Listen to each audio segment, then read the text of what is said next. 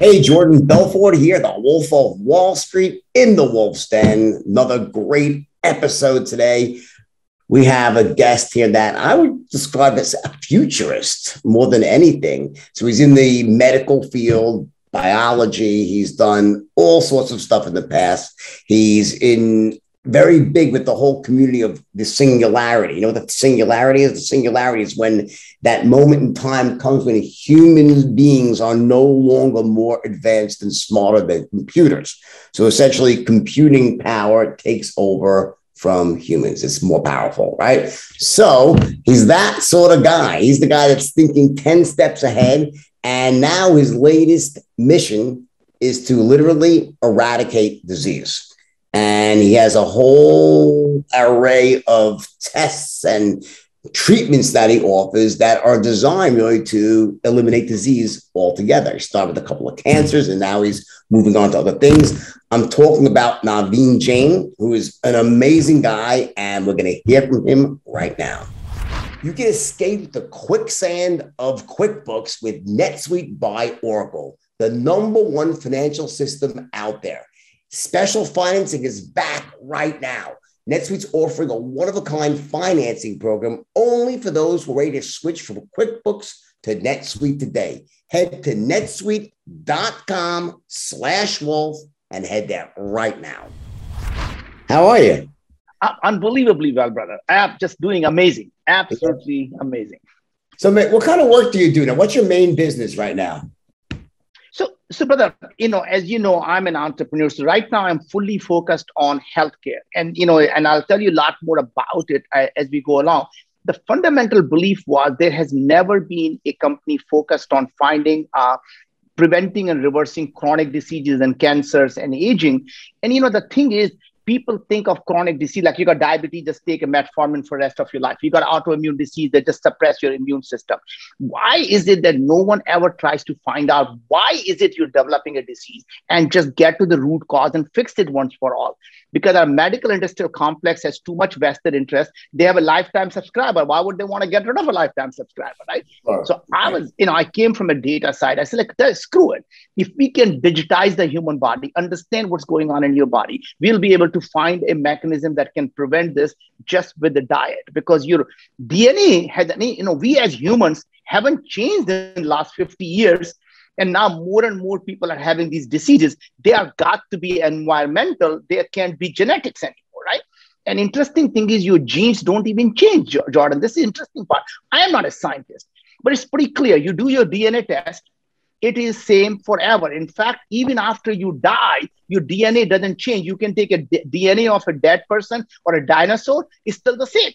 Right? So DNA can't even tell you you're dead or alive, let alone you have a disease or not a disease. So what is really interesting we found was your genes don't change, but your gene expression is always changing. And thought, what if we can measure gene expression, which is literally looking at your mRNA to find out what's happening in your gut, what's happening in your body, what is causing you to gain weight, what's causing you to get different diseases, and then give you the right food and supplements, and then maybe able to diagnose early cancer, find a vaccine for a cancer that has never been a vaccine. So now we are working with a pharma company for a vaccine for colorectal cancer, vaccine for an autoimmune disease, right?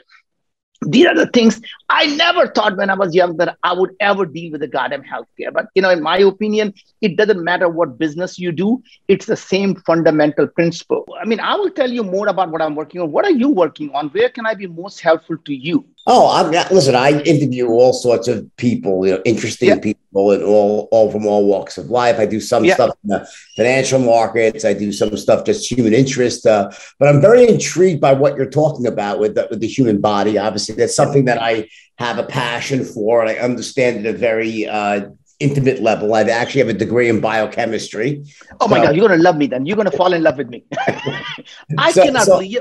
Seriously, yes. Let me ask you this. So you're talking about vaccines for colorectal cancer and stuff like that. But go back a step. So what you were saying. Okay, so let's just start again. So, before I start any project, my fundamental belief is once you become an expert at anything, you become an incrementalist. That means the best you can ever be is 10% better than the best in the world, right? But if you want to fundamentally disrupt something and be 10 times better, you have to look at that industry from outside in as a from a naive perspective to challenge the foundation of what experts have taken it for granted. So, I am on to now my seventh venture. Every venture that I do, I ask myself three questions. Why this? Why now? Why me? Right? And that three questions allows you to actually frame the problem. And by the way, in the one thing you have to always be careful is never focus on how. Because the minute you start to think about how, then it restricts you about what's possible, right? So you never focus on how. You simply say, why do I want to do this? And the question you have to ask yourself is, God forbid you're actually successful in solving this problem. Would it somehow help a billion people live a better life? And it's not because it's a philanthropic thing to do, because I know if you can find anything that can help a billion people, you can create a $500 billion company. But you don't go out and say, hey, I want to create a $500 billion company. What should I do? Sell cocaine? I don't know. Whatever. Right? Point is, you start with a fundamental problem that if you can solve that, it will help people live better. Right? The second thing is why now? Why now is what had changed in the last 1 to 2 years. But most importantly, what do you expect to change in the next 3 to 5 years that will allow you to solve this problem now than it was possible a decade ago, right? That means what technologies are changing at a fast pace that you can intercept, and in 3 years, you have everything you would need to be able to actually scale and solve this problem. Right. Why me is the most important question you ever ask yourself, which is, what questions am I going to be asking that are different from what everyone else in the industry is asking? That means the questions you ask is the problem you solve. And I can give you multiple examples of that. So one of my other companies is Moon Express. An idea is to actually become a multi-planetary society to be live on the moon, Mars, and beyond, right? As soon as you tell someone that, what's the question they ask you? Hey, if you're going to live on the moon, how are you going to grow the food on the moon? The problem with that question is the only solution is to find a way to grow the food. But what if you change the question slightly and say, why do we eat food? And the minute you ask that question, why we eat food, it is simple. We need energy and we need nutrition. And you say, oh, energy. Can we get energy from radiation like many bacteria do? Can we get energy from photosynthesis like plants do? And now you are thinking about 10 different ways of solving that problem rather than simply trying to figure out how to grow the food, right? And that is a crux of the thing. So when we start to look at, before I started this company called Microbiome on healthcare, I was absolutely convinced that we as humanity have really gotten our arms around infectious diseases.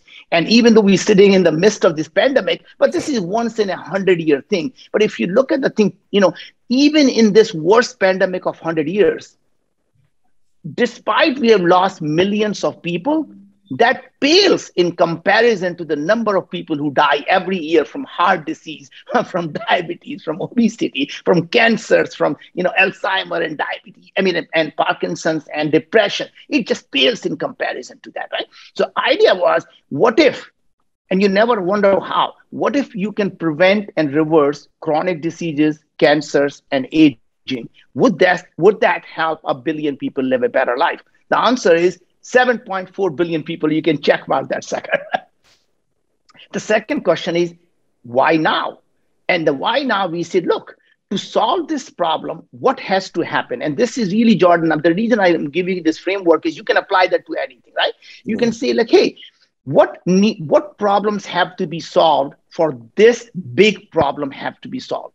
And we said, look, the number one problem have to be solved, as you know, from being a major in biochemistry, is you have to be able to digitize the human body to understand every single biochemical activities that's happening in the body. And you say, okay, let's figure out, let's assume we can do that. Now what? Well, you have to be able to process this massive amount of data, and you won't have access to supercomputer. Can you actually make that work? Okay, so we need a massive supercomputing power. Got it. Now what? Well, you need to have a massive amount of unsupervised machine learning that'll be able to figure out why people have these diseases. Good. So if we can solve these three problems, we can solve this prevention, reversal of chronic diseases, cancer, and aging. Good. So now we say, okay, we're going to go figure these things out. Now, let me ask the next question. Next question was, why me? And I say, everyone in the industry is focused on looking at your genetics. They want to know about your DNA. And they all think somehow once they find your DNA, they'll be able to find out what causes you to be sick.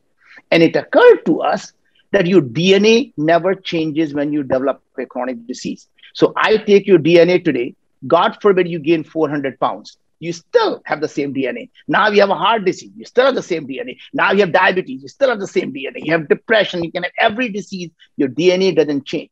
Your genes are never changing, but your gene expression is always changing. So me being a naive guy, we said, let's just measure gene expression. Well, nobody told me that gene expression is not easy to ever measure. You can't just do that. I said, look, I don't know, but we're going to measure gene expression. What's the second problem? Well, all the research was showing, Jordan, that every single chronic disease, if you were to Google, say, Parkinson's disease, it starts in the gut 15 years before you get the first symptom. And you start to look at depression starts in your gut. Anxiety starts in your gut. Obesity has something to do with gut microbiome. And I keep reading about this gut microbiome is somehow key to all these chronic diseases. You're saying that it's all these diseases always start in your gut. That's right. They all link to what's happening in your gut.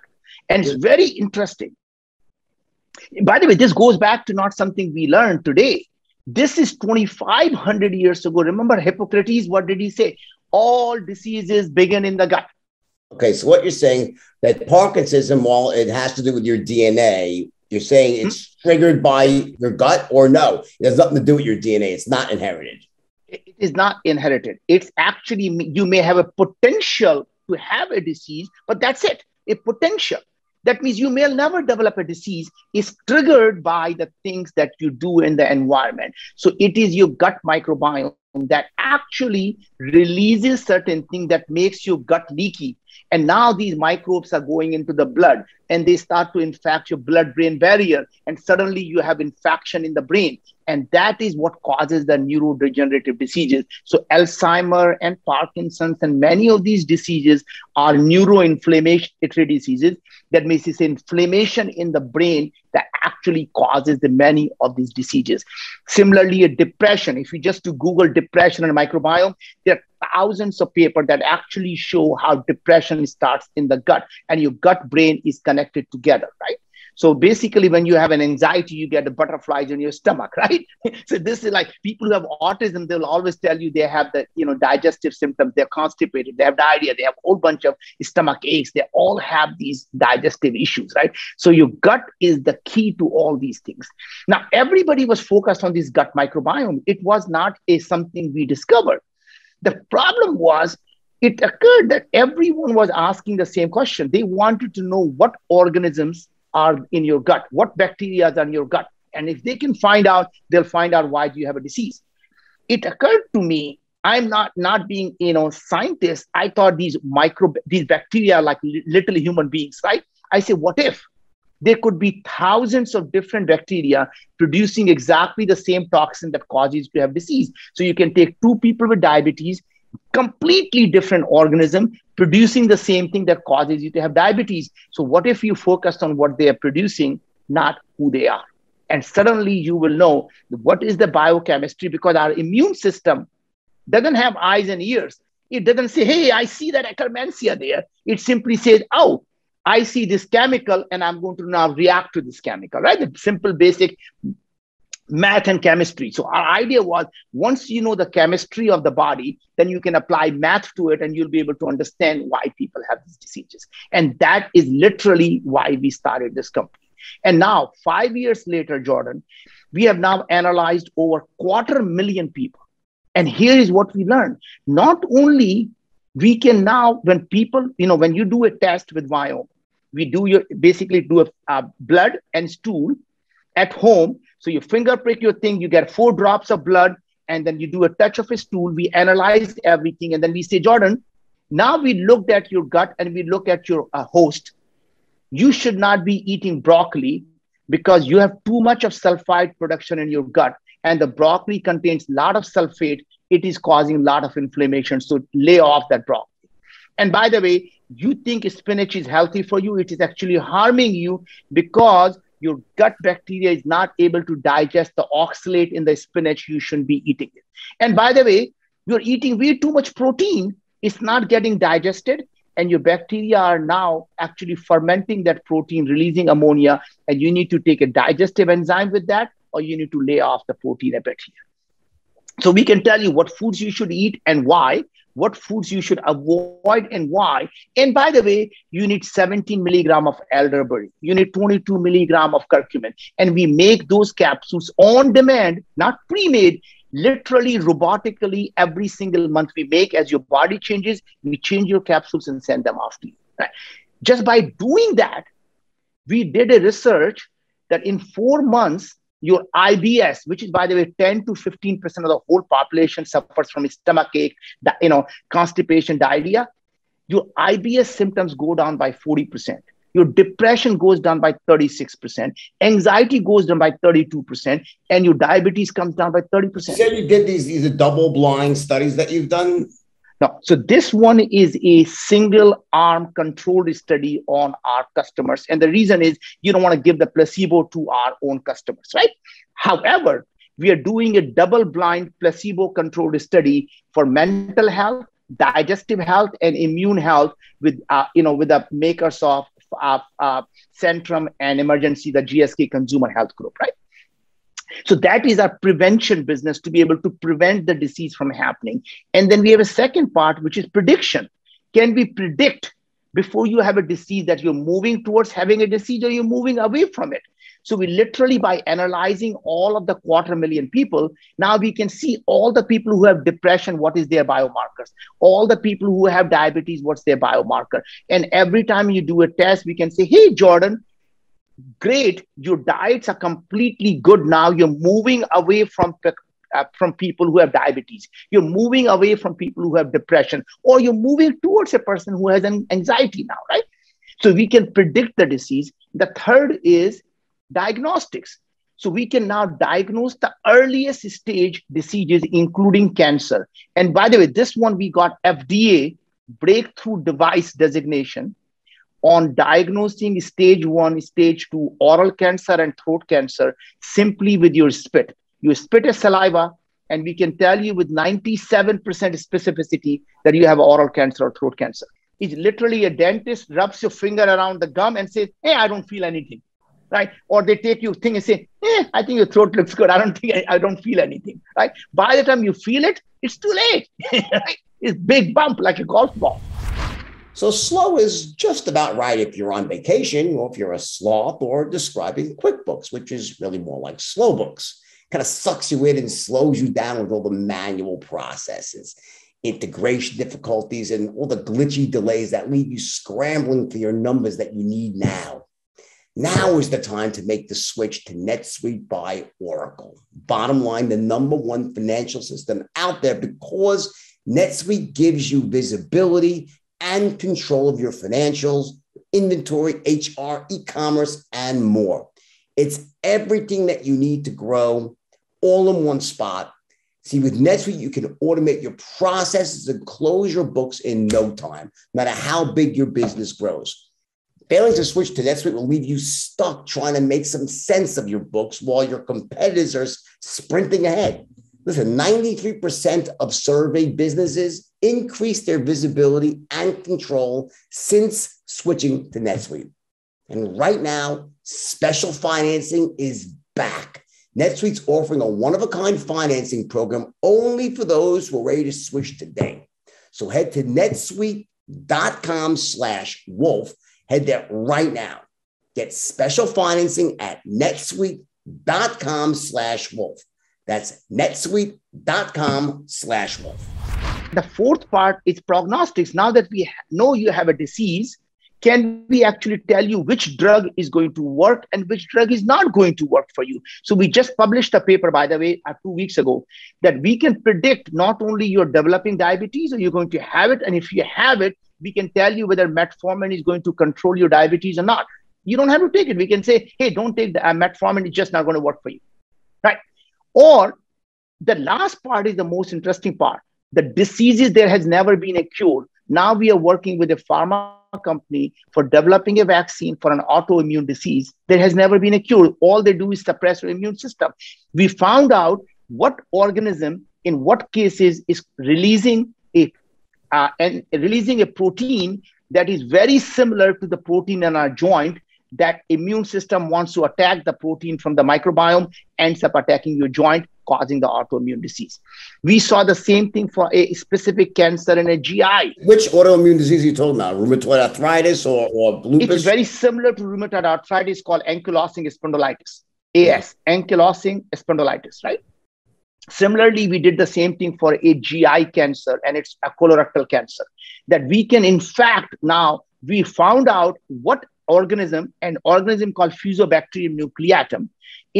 Only in certain people, it releases a toxin that causes you to start developing the lesion in the epithelial cells causing colorectal cancer. So it starts with, most cases starts with IBS, it starts to move to IBD, and some people it develops into cancer, right? And now we have a vaccine that pharma company is developing to actually prevent and reverse this cancer.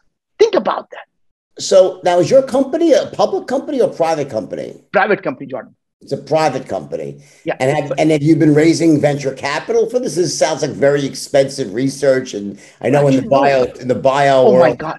Yes. Actually, this is the beautiful part of the thing, right? This would have cost billions of dollars to do all this research. Now, what happens is we've raised over $100 million. So it's not like we are starving, right?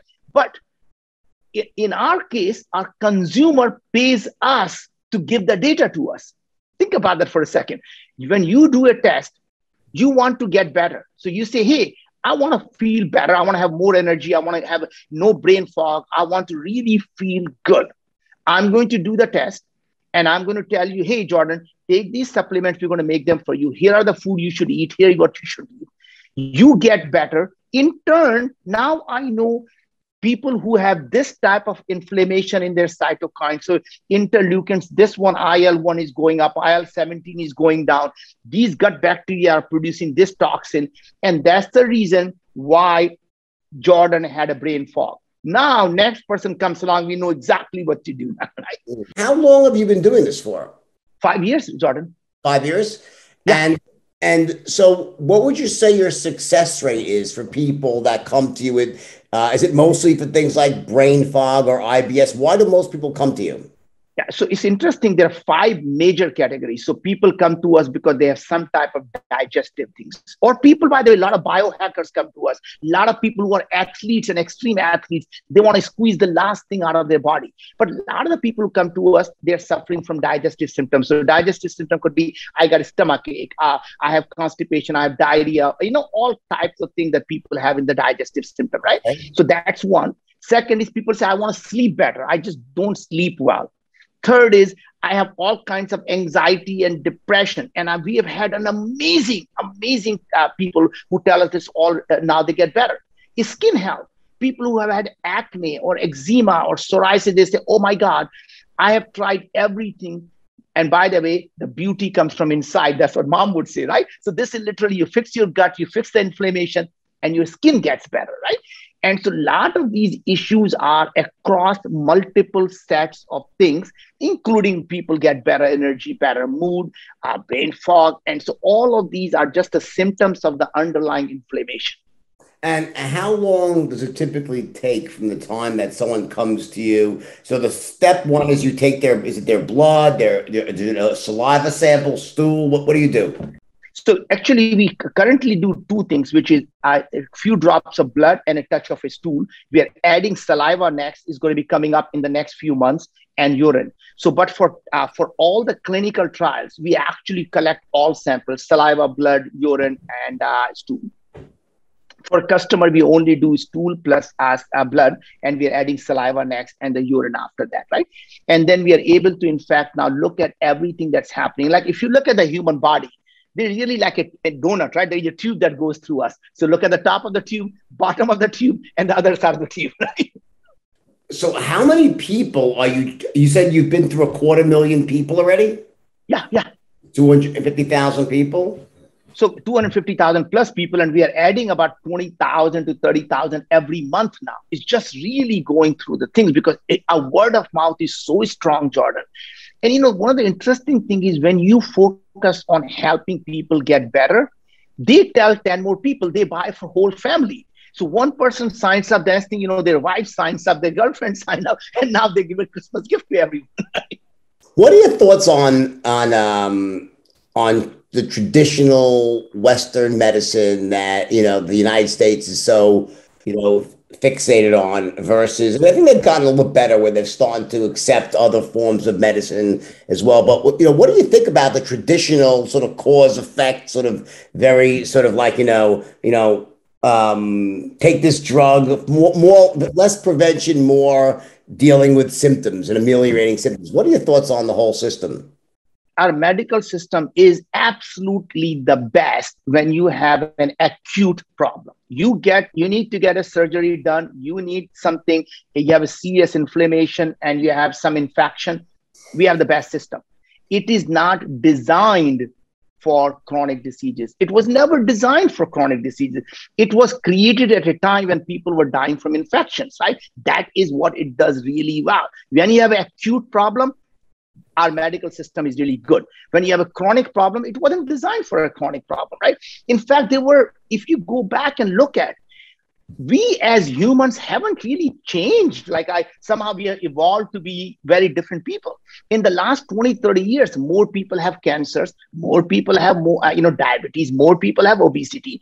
Do they, or are we just tracking it and identifying it more frequently and at a higher level? In other words, are we really having more things happen, or is just the record keeping is better and the tests are more sensitive? Which is it, you think? So, Jordan, let's take something that's obvious: obesity.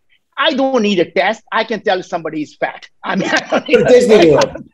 Just walk through Disney World, right? And you can see all the fat people. Yeah. It always interests me. I travel around the world a lot. And it interests me why Americans, by and large, are some of the fattest people out there. It's really incredible. When you go to other places like Italy and France, where they eat all day long and they eat pasta and they're not overweight. And it's really interesting. Some are, but generally speaking, I would say the US suffers far more than other countries. Why is that? Well, so first of all, there are lots of reasons you could argue. One of them is obviously, remember, the closer we are to the nature, the more our gut microbiome is richer, right? So in a sense that every time we breathe, remember our oral microbiome right in our mouth, right? So when we're breathing, when we are with nature, when we're going hiking, the more we are out with the environment, we are smelling the cow dung, right? We're smelling the horse dung. These are all microbes. We are now enriching ourselves. So more we are actually becoming industrialized. That's one problem. Second thing is the way we starting to grow our food is all full of pesticides, full of insecticides, and full of antibiotics in our meat. And when we are eating that food, all of that goes into our gut, right? Guess what happened? It kills all the microbiome. So now we have essentially a very, very sick microbiome, which is called dysbiosis. That means your microbiome is not producing all the nutrients your body needs, right? So that's one part of it. Other part of it is a lot of stress that is in the society in America. So when you have stress, it releases the hormones that actually also affect your gut. So your gut changes your brain and your brain changes your gut. So all of those things combine. So if you look at the people, it's not that people in Europe take more vacation. They tend to be much more much more, I guess, less stressful. And I think in terms of growing the food, I think there are a lot more regulations around how much of the things they would tolerate than compared to America. We are mass scale production of everything. And to large extent, all of those are problems, right? Even dishwasher liquid. I don't know about you, Jordan. Every time I take out the damn cup, and you put a finger around it, it's still slimy, right? I mean, it's still got a damn dishwasher soap in there. And guess what? It literally cuts the slime, which is your gut lining. So I'm like always washing my damn cup by hand before I drink from it. How about the sort of the GMOs in the foods? GMOs to some extent, but I think most of the modifications are not really serious enough. But some of them, when your body is not designed to be able to digest that food, it becomes actually more problematic, right? So if you look at a Diet Coke and a Diet Pepsi and things along those lines, now imagine what happens, right? So let's think how the body was designed. When you take something which has a sweet taste, your tongue and your oral microbiome is now sensing something to do with sugar. It sends a signal down to the pancreas. It starts releasing the insulin. You're starting to get the sugar there, right? Now you're drinking the diet stuff, all this insulin in the body, and it sees no sugar. Now this insulin is now floating around, doesn't know what to do. The insulin, you become insulin resistant. So anytime you eat anything that does have sugar, now it has to release more insulin because that insulin doesn't do anything anymore, right? So now you think you are doing really better by eating Diet Coke and Diet Pepsi, you're actually hurting yourself, right? Because your body just wasn't designed for all these chemicals. That makes sense. So you're saying you shouldn't drink Diet Coke and Diet Pepsi? Personally, I'm a big water guy. So I'm just literally, anytime I need to myself. What you're saying is that, and what you're saying makes sense. I don't just, this happens to be, so this iced tea is a company that I own, by the way. I own this company. I'm partners. So, and it's wonderful. This is the diet. I just happened to grab this one, but I never, by and large, I never drink anything diet. I always go for sugar. I don't do it for health reasons. I do because I don't like the taste. I don't like the taste of diet. To me, it doesn't taste as good. So I'll drink Red Bull with sugar, regular Coke. I guess my question is I always said to myself that it almost like drinking diet soda makes you fatter because it doesn't satiate you at all. And all it does is make you hungrier. Where if you drink a Coke with the sugar, at least you get a little bit of you're not hungry again for a little while. Maybe it's not the best thing to do. So to me, it made no sense that it's sort of like, you're almost like not accomplishing. I mean, I guess you're hydrating a little bit. So do you agree with that statement? Do you think that diet, soft drinks and whatever actually makes you heavier in the long run? It does. I mean, so what happens is, as I was talking about insulin. Insulin itself is a very inflammatory compound. So insulin sitting in your body is going to cause inflammation, and obesity and heart disease and diabetes are essentially inflammatory diseases, right? So insulin in itself is actually an independent reason to get heart disease. It's directly related to obesity. And that's the reason they call them diabesity. Diabetes and obesity, they go together, right? And then the opposite, the counterpart to that is glucagon, right? That's the opposite. That's the counterpart. So how does that impact the body? Yeah. So I don't think, by the way, one more thing that we didn't talk about, a lot of people talk glyphosate. Glyphosate is the weed killer, right? That is another thing that, by the way, is designed to kill all the insects. So when you have these food that are, sprayed by glyphosate, all these are weed killers, what happens is you now end up absorbing all of that in your body.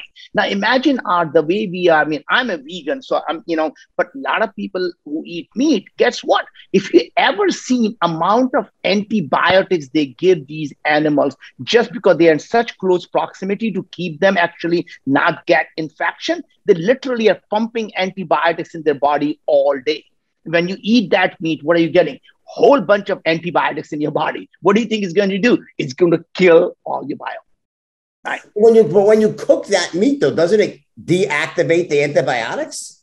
I can tell you that it's not like it will kill the organism, but I don't think it kills the antibiotics. I don't think antibiotics dies. The antibiotics is still going to kill the damn thing, kill your microbiome. It is full of antibiotics. So you're saying is when you cook food, if the animals ingested antibiotics, by cooking the food, the antibiotics are not deactivated.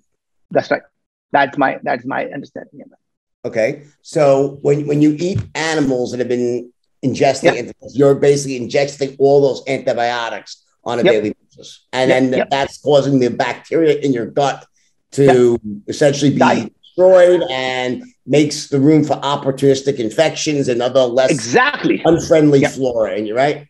That's exactly what happens, brother. That's exactly what happens, right? So you now have unfriendly, which are opportunistic organisms that come into the gut, and they start to create a lot of inflammation. That it starts to make your gut barrier permeable. Then now you start to get all in the blood, and now you have high inflammation in the blood, and now you start to get inflamed organs, and inflamed organs cause all kinds of different diseases. What is there? Has there ever been an example that you've seen that just like that you actually could just like it crystallized this in such a way that like, you know, as soon as you treated them, like everything reversed? I mean, have you ever had one of those situations? Hundreds of organisms. I mean, look at H. pylori. I mean, people used to think that, you know, the organisms can never cause the disease. H. pylori was a thing that used to call ulcer, and people didn't believe it. And the scientists literally drank the damn H. pylori and showed that he can get actually the cancer from it. Right? Cervical cancer, right? Yeah, actually, that was a GI cancer. But my point is HPV is the same thing. It's caused by the organisms in the, you know, cervical cancer is the vaginal microbiome, right? Of an organism, right? Yes. And by the way, so, you know, my daughter, by the way, is doing something similar. She started a women's health company called EVVY, EVVY. And she's now looking at the vaginal microbiome for all the women's health, right? So point is, we need to be really, we need to understand that we as human beings are a super organism. That 99% of all the genes that are expressed in our body don't come from our mom and dad. They come from all of these organisms that are in our mouth, in our ears, nose, in our gut, primarily in our gut, right? All of these things combined are somewhere between 100 billion, I want to say 100 trillion microbes on our body. 40 trillion are just in our gut alone. 40 trillion. Think about that for a second, right? If you were to look at the planet Earth of 7.4 billion people, how many planet Earth human beings are inside our gut alone? Think about that. Right? Massive amount. I mean, around us, we are surrounded by billions to one human beings, right? I mean, if you look at outside, every time we breathe, we're breathing billions of these organisms, right? If you're having trouble falling asleep or staying asleep, then one of the best things you can possibly do is start getting enough magnesium. But please don't just run to the store and buy the first magnesium supplement that you find. There are actually 7 unique forms of magnesium, and you have to get all of them if you want to experience the calming, sleep-enhancing effects of it. And that's why I recommend Magnesium Breakthrough by Bioptimizers. You simply take 2 caps before bedtime, and you'll be amazed by how much better you feel in the morning when you wake up and how much just better you sleep that night. So for an exclusive offer just for my listeners only, go to magbreakthrough.com/Wolfsden and use the code Wolfsden10 to save 10% when you try Magnesium Breakthrough. And for a limited time here, Bioptimizers is also giving away free bottles of their best-selling products, P3-OM and Masszymes with select purchases. So go to magbreakthrough.com/Wolfsden and get your exclusive 10% discount, plus the chance to get more than $50 worth of supplements for free. What are your thoughts of like what's going on right now with the pandemic? What are your thoughts on COVID? And is your narrative the same as mainstream medicine, or do you have a different thought on it?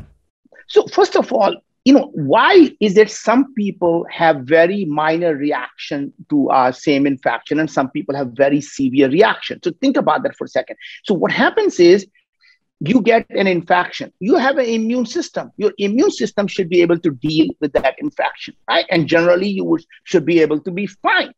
A mild symptom, but your immune system will deal with that. What happens is when your immune system is already busy fighting all other stuff, it really has no bandwidth left to actually fight this new infection. And that's why you get a severe infection, right? So the people who have a good immune health, that means their immune system is primed, ready to go. They get, even if they catch infection, it's extremely mild. Some people, you and I both know, never get flu. And some people get flu every single year. Why is that? I've never ever had the flu in my entire life, not even once. I had COVID, all Yeah, right? Very minor case back a year ago.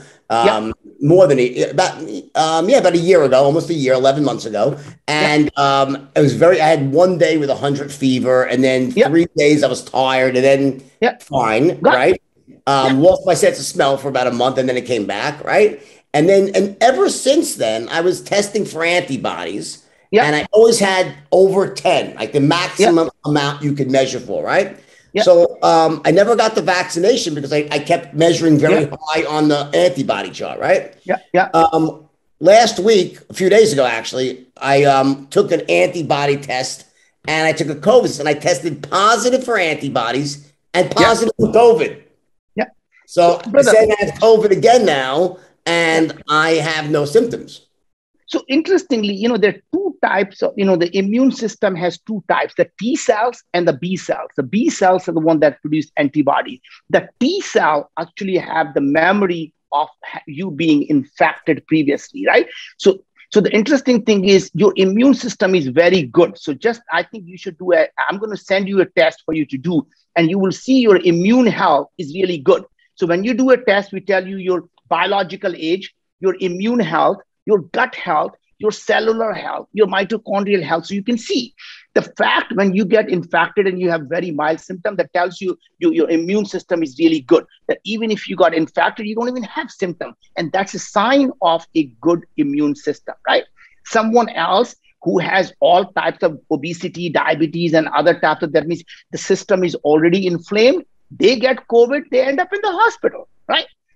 So point is, it's not that we have always are going to have these pathogens in the environment. We cannot ever assume that these are going to go away. You can't wish them away.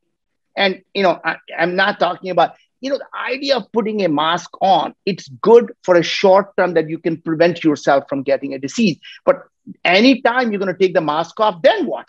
I mean, somewhere along the lines, you can't live your life in that cave and putting a plastic around you and say, I'm just going to not interact with anybody, right? But all I'm trying to say is that at the end of the day, we have to build our immune system to deal with that. And the people who have unfortunately have autoimmune disease and they are on the biologics that this suppresses the immune system, or they have some type of organ transplant, they're suppressing the immune system. Those people we have to protect. And these are the ones we should be telling them to put the mask on 24/7. They need to be in the bubble.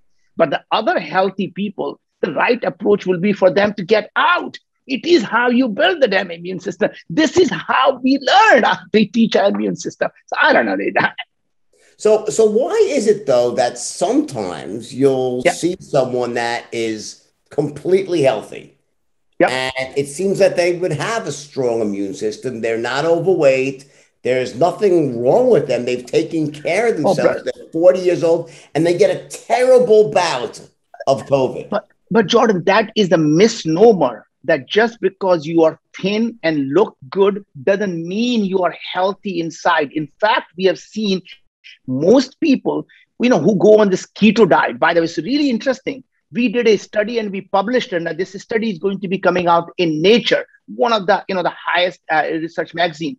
In Nature paper, it shows the people who go actually on keto diet or paleo diet are the worst offender of the biological age. It completely screws up their body. So you may think these guys are really healthy. They look thin, they look healthy, but and by the way, a lot of the supermodels that you and I probably know, they all will tell you they have digestive issues. Their stomach hurts. They got all anxiety issues. They got hormone issues. Why is that? It's because just because you look good doesn't mean you're healthy. A lot of them probably are starving themselves. Maybe they're Yeah. not eating healthy. What do you think about things like intermittent fasting and that school of thought? Fasting for a short time is okay. What happens is when you don't eat for, like some people don't eat for 2 or 3 days. What happens is in that case, not only your organisms that are in your gut, if you don't feed them, what are they going to do? They're going to feed themselves. So Right. a lot of these organisms, they start to eat your gut lining, right? So they literally start eating the mucus in the gut because that's what they do. I mean, Right. it's a basic part of evolution. Evolution says survival, survival, survival. That means you're not going to feed them, they're going to feed themselves, right? So the answer to that is nobody should be eating a lot, but a lot of the studies show that small quantities of food that you eat all day is actually not bad. And if you can avoid eating for 10, 12 hours, my feeling is about 4 hours before you go to sleep, you shouldn't eat anything. Give a body a chance to digest before you sleep, because during sleep, your digestive system actually stops working. So you want to be able to digest your food before you go to bed. And, in a lot of the things, I got to tell you that my mom and dad, they are very religious people. In our religion, they say not to eat after sunset. And what they were trying to tell them was, hey, you're not going to sleep for 3-4 hours, but if you eat before the sun sets, then you'll have 3-4 hours to digest your food. So they made that part of religion. All right, want to grow your business, diversify your content? You're not going to find a better tool out there than Melon for your live streaming needs. Blazing fast response time, low CPU usage, all available right in your browser. Go to melonapp.com/wolf and start streaming today. Let's talk about your theories on being an entrepreneur, because obviously, the ability for you to even build a company like this is based on, number one, your ability to raise money for the idea, right? Raising money is not why you become successful. It's really, really interesting. It's easier to solve a big problem than to solve a small problem, right? Because remember, when you are what I'm saying though is that, wait, let me finish my thought. What I'm saying is that there's many people out there that look at raising money as an obstacle to them becoming successful. And my point is that the money is out there. You can raise money. Money is not a limiting factor if you know how to raise capital. And raising capital is not very difficult. What do you think about that? First of all, I agree with you. Remember, people trying to raise money, not trying to actually solve a problem. If you can build a team that is primed to solve the problem, then guess what happens? Money will knock on your door. Everybody wants to invest in you because you're solving a big problem and you've assembled a great team. So what happens is, when you are able to attract the best and the brightest, and why would the best and the brightest want to work for you? Is because they know that you're creating something that could be their legacy. The successful people want to become significant. The smartest people want to work on the toughest problem. So you give them something that says, imagine living in a world where being sick is a choice. Imagine preventing and reversing chronic diseases. Guess what happened?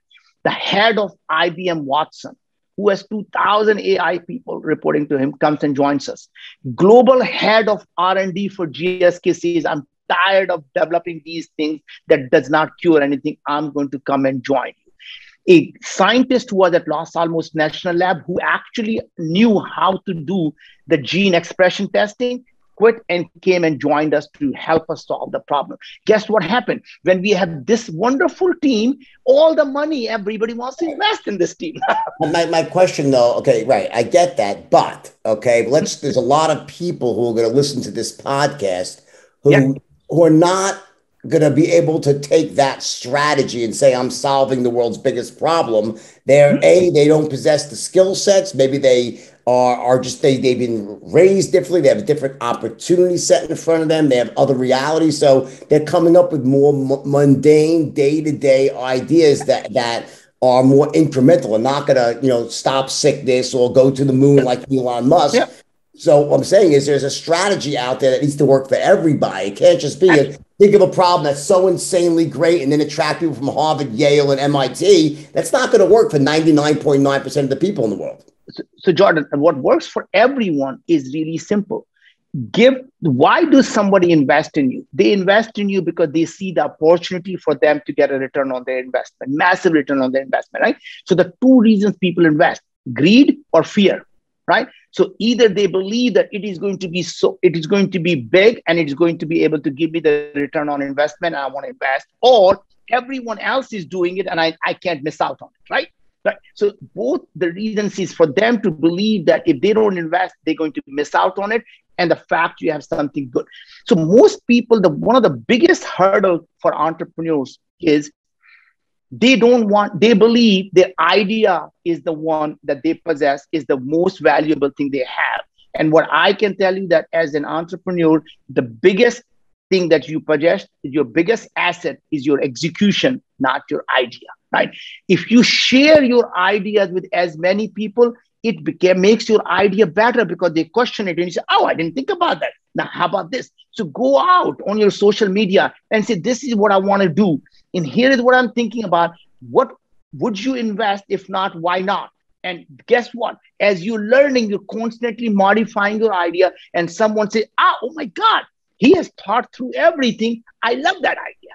I'm going to invest in that, right? So point is, don't think your idea is your asset. Your execution has to be your asset. And to me, just like in the real estate, it's about location, location, location. In entrepreneurs, it's all about execution, execution, execution. It's all about literally just blocking and tackling every day. What do you look for when you're making investments in companies? Do you look for the idea? Do you look at the person behind the idea? Do you look at their team? What do you look at? I honestly don't look at any idea, or I simply look at the person. To me, if you're investing in the person, and even if he has the wrong idea, he will come to the same conclusion maybe a week later. He will obviously pivot and get to the right place. So the investment is always in the person, not on anything else. What would you say the biggest mistake that you've made in business is up to this point in your career? Again, this just sounds so silly. I don't look at them anything as a mistake, because what made me today is literally every single thing that happened to me is what made me you know today. what I mean? I'm saying, what decisions that you made that you think were the wrong decisions at the time? I would say it's probably hiring and not firing fast enough is probably the worst thing you ever do, because you think this person has a family and they become toxic, and you say I don't want to do that, we can just move him somewhere else. And I think that's always the worst decision, is to hire the wrong person. And I tell you, even the worst part of it is not letting them go. I agree with that. That's a huge issue, by the way. And in terms of, how about like strategically, is there any times where you've said that you kind of got to the point where you knew the idea probably wasn't going to be the right idea, but you just stayed with it for emotional reasons? Or have you always been one to quickly start something if you don't think it's working? So my idea is, idea may or may not work, but every idea that does not work is simply a stepping stone to a different idea or a bigger idea, right? So the thing is, you constantly pivot. So what I always think is, as an entrepreneur, you only fail when you give up. Everything else is just a pivot. So do you believe in, are you like constantly pivoting? Is that one of the secrets to your success? Is that, the initial idea when you started this company, does it still look like the same company as when you started, or you made all these different pivots and course corrections along the way? What you want to do is, you never want to change your North Star. North Star gives you the direction, but how you get there, your route is always going to be very different than you set out to do. So you're literally constantly remapping your route, because you are finding the different path to get there. But you never want to change your North Star of what you set out to do. Right now in your business, you say that, are you on path right now? Like, what is your current business? It sounds like you're doing amazing stuff. So how would you crystallize, what is your mission right now? Is the end disease completely, or is that really where this is going? Absolutely. So, our tagline is really simple. Biome, imagine living in a world where being sick is a choice. It's that simple, right? We really believe that we can prevent and reverse chronic diseases, cancers, and aging. So there's another group of people that are working on this whole idea of the end of death, where you talk about digitizing the human body, talk about digitizing consciousness, being able to upload it and then reinsert it into a different body, maybe your own clone. What do you think about all that sort of stuff? You think that's pure science fiction, or definitely on the horizon? First of all, Jordan, everything that we thought was a science fiction eventually becomes a science reality, because anytime you can imagine something, you can create it, right? So Jarvis, or you pick at the thing you want, the telecorder, they all become reality, right? So the fact really is, you have to ask yourself, what makes you who you are, right? What makes the Jordan a Jordan? Is it your body? So from the time you were born, to time you are today, your body has completely changed. Are you still not, still the same Jordan? Answer is yeah. Okay, great. Now, if you get your knee replaced, are you still the same Jordan? Yeah. You get your hip replaced, you're still the same Jordan. Well, now you got your heart replaced, you got a lung replaced. At what point of time you say, I am no longer the same Jordan? And the answer to that is your memories and your experience is what makes you who you are, right? So you can literally replace everything in your body. Your hands get replaced, your body, lung, and so what if you can? This is it. Your experiences and memories. Now, what if we can now create your experiences and memories in multiple times? Remember, we are bound by the five senses. So you and I were told. My mom used to say, you cannot be in two places at the same time.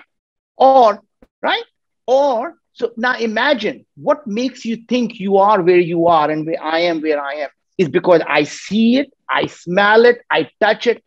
Now imagine if I had a sensors somewhere else connected to my brain, would my brain know a difference that I'm not there? So you put a virtual reality glasses on and suddenly your brain would not know that you're not in Paris because you can touch someone, you can hug someone, you can talk to someone. As far as you're concerned, you're in Paris. Your brain doesn't know the difference. Now, what if you can do simultaneously being in Paris and Atlanta and LA at the same time? Your brain doesn't know that difference, right? So my point I'm trying to make is that at the end of the day, your brain is already being outsourced to the cloud. We started slowly. What does the brain contain? Memories. You're too young to remember. We used to remember each other's phone numbers. I used to remember my everybody's phone number. Whoa, whoa. I'm older than you, pal. Okay, Jordan, let's have a bet. A $1 bet or a bet. Do you buy me a drink when I see you in LA, or I'll buy you a drink and see you in LA next, right? All right. I'm turning 62 next week. I'm 59. See? You look great, by the way. We both look young, right? We do. I thought you were early 40s. Yeah, 59, buddy. 59. Really? You look awesome, dude. So coming back to my point is, now we outsource our memory to our phones. Everything we need to know, we Google it or we go to our contact and we know everything. True. I remembered everyone's phone number. Now you don't. It's just exactly. one button. Now, but guess what happens, Jordan? People say, oh, that is fine, but I will never give up my decision making because that's what makes me who I am. So here's what happens. I go on a Google map and I'm driving. It says, make a left turn. You say, ha, that shit doesn't know it. I know my shortcut. I'm taking a right turn here. You get stuck in the traffic. Next time, when a Google map says, make a left turn, you're making a left turn. Guess what happened now? Now, suddenly, you're starting to give up more and more of your decision making to the AI that has more data, more information. And then, suddenly your brain is today connected through your phone to the cloud. One day, this is going to be directly connected to the cloud. And now you have unlimited neocortex. And one of the interesting things that you and I having this conversation, we may not realize, now that you told me how old you are, you remember connected to the internet using the dial-up modem? Yeah. Now you get the sound, right? America Online. Yeah. 300 baud modem going on America Online, Hayes modem, and you connect the damn thing and you're good, right? Really slow. And now we are used to this massive bandwidth. Guess what's happening? When I want to convey my thoughts to you, how do I do that? By speaking. What does it look like? A low bandwidth modem, right? Imagine if I can do on a broadband, directly connect my brain to anyone. And now I can upload my brain, all my thoughts instantly like that. Instead of spending an hour conveying my thoughts, instead of you sitting in a class for 4 years to learn the damn thing, what if you can upload everybody's brain and you subscribe to their brain? So as they learn something new, it automatically gets updated. Now, suddenly, now you have unlimited neocortex on the cloud. You're constantly learning. And now every single person can be the best at what they are. But you can go ahead and update your skills with their skills, right? So I think, to me, the future of humanity is not, it's simply in our body. And if I may go something totally tangent on you, right? Our bodies today, we think are somehow solid. And you and I both know it is made of atoms. atoms are made of electrons and protons. They're made of quarks, and they're made of basically just the waves.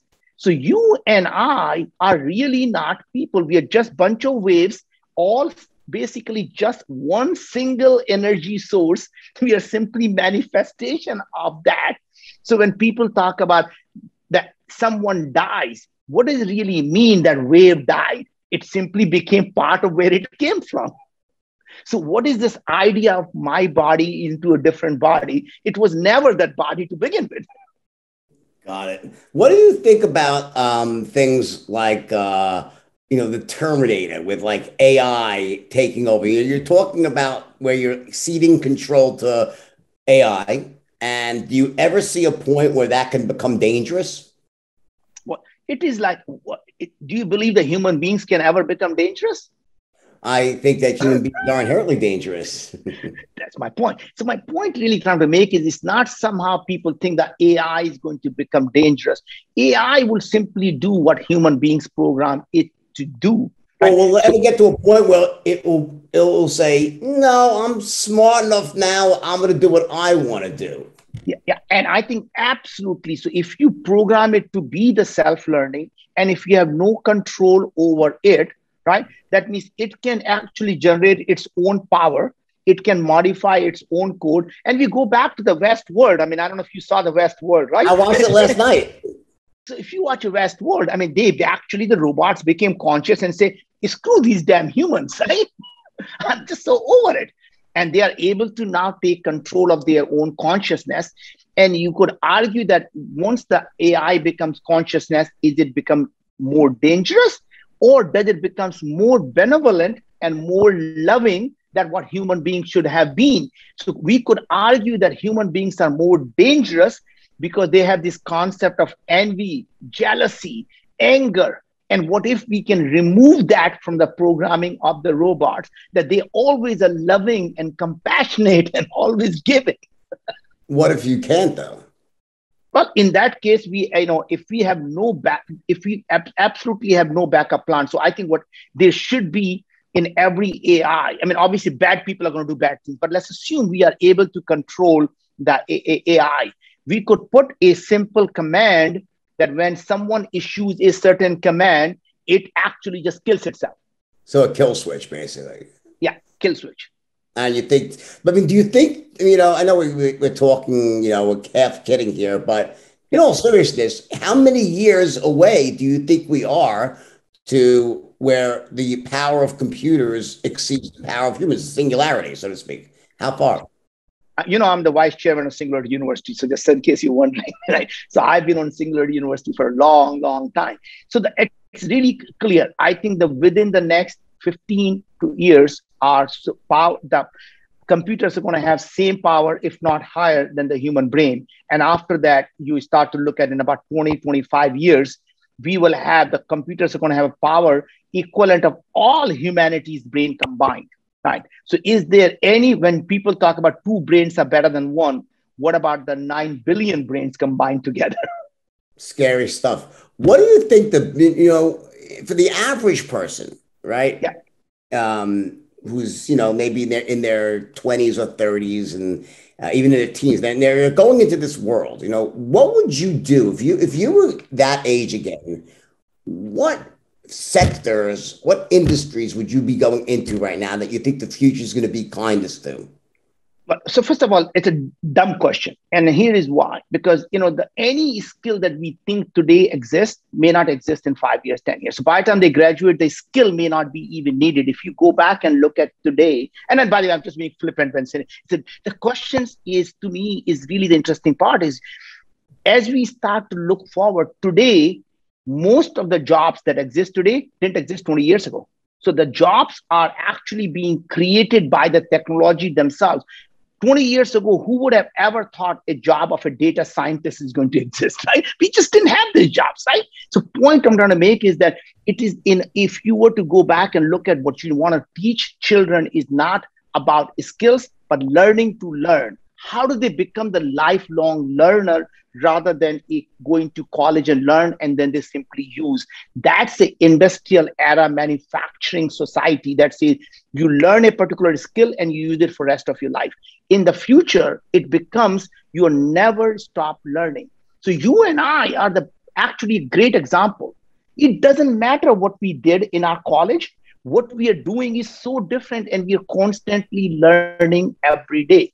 You probably done at least a lot more of biology than I ever did. And today I'm learning while I'm going along, right? Same type of thing. I started a company in space exploration. I don't even know how the damn orbits work. How do you go to the moon when it keeps moving, right?